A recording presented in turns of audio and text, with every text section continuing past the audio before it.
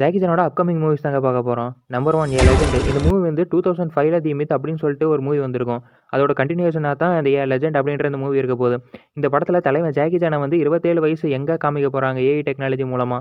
எத்தனை பேர் ஜாக்கி சான யங்கா பார்க்க ஆவலா இருக்கிறீங்க? கீழ கமெண்ட் பண்ணுங்க. நம்பர் 2 தி கராத்தே கிட் 2. கராத்தே கிட் ஃப்ரான்ச்சைஸிலே இதுதான் 6வது படமா வரப்போகுது. தி கராத்தே கிட் 2 வந்து ரொம்ப வருஷமாவே அந்த படம் வரும்னு சொல்லிட்டு ரூமர் ஸ்ப்ரெட் ஆயிட்டு இருந்தது. பட் இது வந்து அடுத்த வருஷம் மே மாசத்துல இந்த படம் வரலாம் அப்படின்ற மாதிரி சின்ன அப்டேட் கிடைச்சிருக்கு. இது உண்மையா பொய்யான்னு தெரியல. Number 3 New Police Story part 2ங்க. நியூ போலீஸ் ஸ்டோரியே போலீஸ் ஸ்டோரியோட ரீபூட் தான். அதோட பார்ட் 2 வேற வரப்போகுது. ஆனால் நியூ போலீஸ் ஸ்டோரி 1 வந்து தரமாக தாங்க இருக்கும். கிளைமேக்ஸ் சீன்ல ரொம்ப சூப்பராக தான் இருக்கும். ஸோ அதை தொடர்ந்து நியூ போலீஸ் ஸ்டோரி 2 வரப்போகுது. அடுத்த வருஷம் ரிலீஸ் ஆக போகுதுங்க. நம்பர் 4 ப்ராஜெக்ட் பி அப்படின்னு சொல்லிட்டு, அதாவது ப்ராஜெக்ட் பேண்டா. இதோட ப்ரொடக்ஷன் டைட்டில் என்னன்னா பாண்டா பிளான் அப்படின்னு சொல்லிட்டு. இதோட ஸ்டோரி எப்படின்னா, ஜூல ஒரு பேண்டா இருக்குது, ஒரு ஸ்பெஷல் பேண்டான்னு வச்சுங்களேன். அதை வந்து கிட்னாப் பண்ணுறதுக்கு ஒரு டீமும், அதை தடுத்து நிறுத்துறதுக்கு நம்ம ஜாக்கி ஜானும். இது ஒரு ரெஸ்கியூ மூவி மாதிரி தாங்க இருக்க போகுது.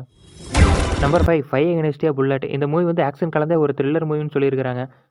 ஒரு பொலிட்டிக்கல் லீடரை வந்து மாஃபியா கேங்கிட்ட இருந்து காப்பாற்றுறது தான் ஸ்டோரி.